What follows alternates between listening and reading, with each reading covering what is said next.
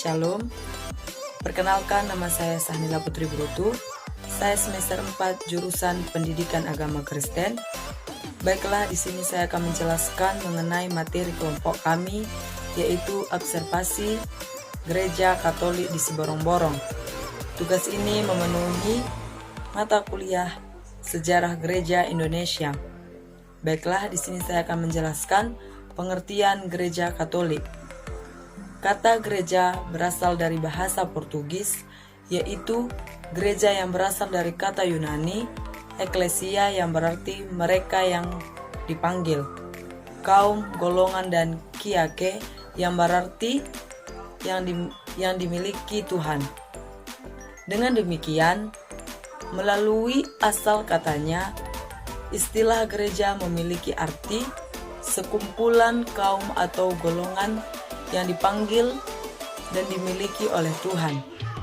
Gereja Katolik meyakini bahwa ada satu Allah saja yang hadir dalam 3 pribadi, yaitu Allah Bapa, Yesus Sang Putra, dan Roh Kudus.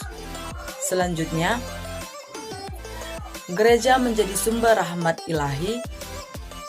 Rahmat ilahi tersebut diberikan dalam bentuk sakramen-sakramen, antara lain ada kegiatan. Kegiatan gereja sebagai tempat berkumpul umat. Gereja menjadi tempat untuk berkegiatan. Lalu ada liturgi. Kegiatan liturgi semuanya tertuang dalam perayaan Ekaristik. Ekaristik dilakukan dalam berbagai perayaan seperti Ekaristik Misi Syukur, dan Ekaristi Misi Arwah. Berikut merupakan unsur dari perayaan Ekaristik beserta dengan maknanya. Yang pertama, air suci. Hal yang pertama dilakukan oleh umat Katolik pada saat mereka memasuki gereja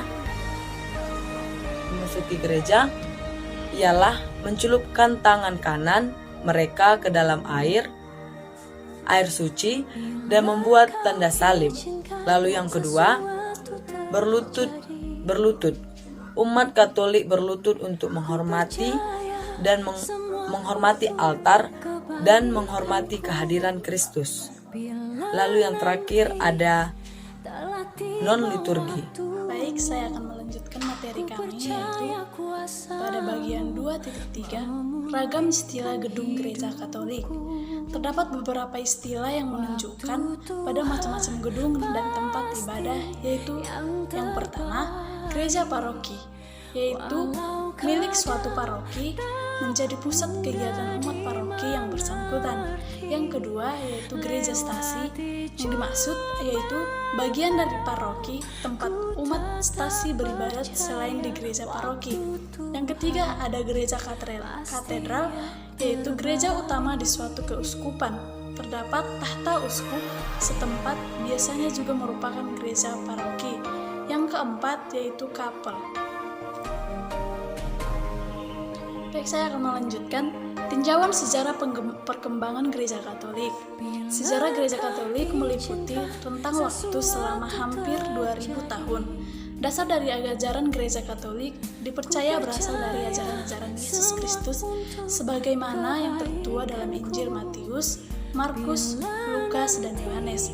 Dikatakan menurut Injil Lukas 3 ayat 23 bahwa Yesus Kristus pada umur 30 tahun, Yesus meninggalkan kota kelahirannya Nazaret dan memulai pekerjaan pewartaannya. Dalam pewartaannya, ia memilih 12 rasul yang menyertainya kemanapun ia pergi.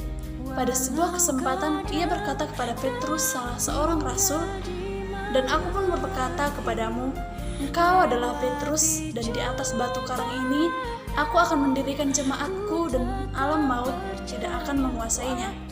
Kepadamu akan kuberikan kunci kerajaan surga. Apa yang kau ikat di dunia ini akan terikat di surga, dan apa yang kau lepas di dunia ini akan terlepas di surga." Terdapat dalam Matius 16 ayat 18 sampai 19. Bagian 2.5, tinjauan sejarah arsitektur gereja Katolik. Keberadaan arsitektur gereja mulai berkembang ketika bangsa Romawi mencapai kejayaannya. Kejayaan bangsa Romawi pada abad ke-15 tidak terlepas pada munculnya kebudayaan baru, yaitu kebudayaan Renaissance yang memiliki arti kelahiran kembali. Hal ini mengacu pada larinya kembali budaya-budaya klasik pada zaman Yunani kuno dan Romawi kuno. Secara umum terdapat 3 karakteristik utama pada gaya arsitektur Renaissance. Karakteristik yang pertama merupakan atap kubah dan struktur cangkang dengan detail-detailnya yang rumit.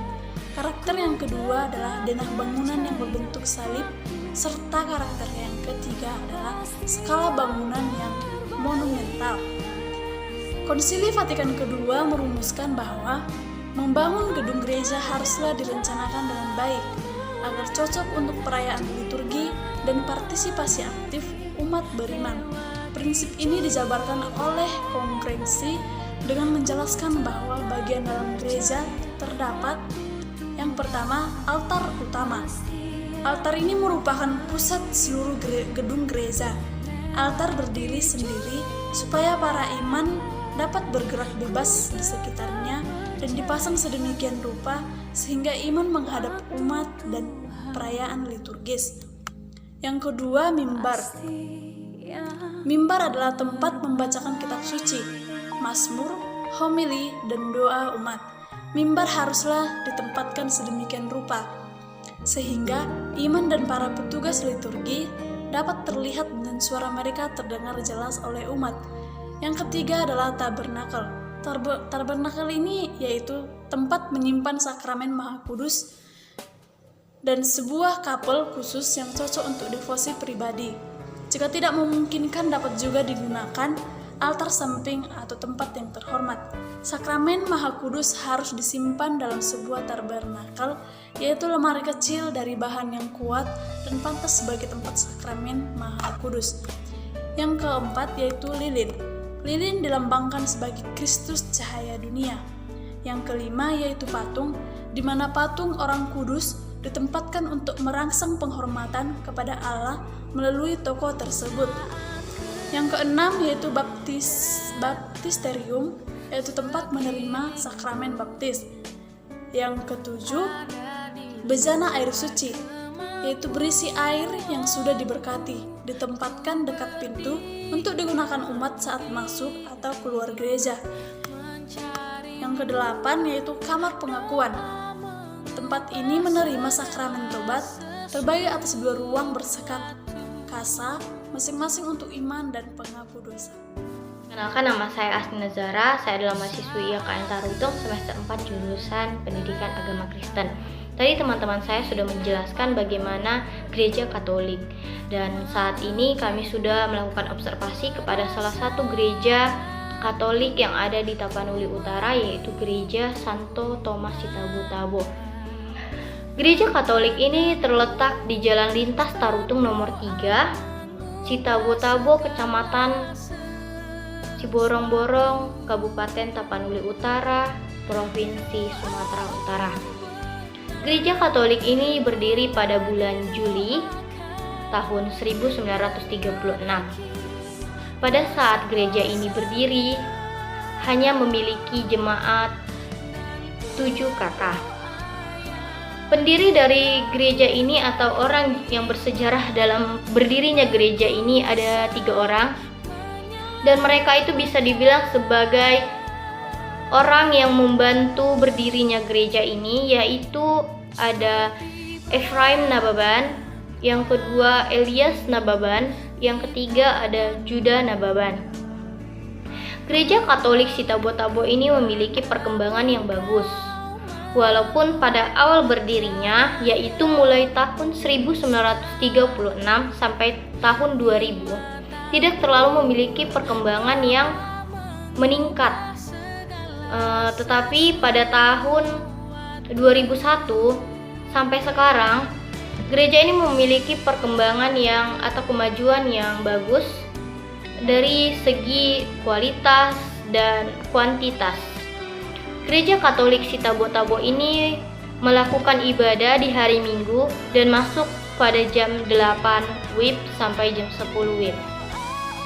Yang menjadi pimpinan dari Gereja Santo Thomas di Tabo-Tabo ini adalah Bignor Nababan, yaitu Ketua Dewan Pastoral Stasi atau KDPS. Setiap hari Minggu yang mengikuti ibadah kurang lebih sebanyak 120 orang.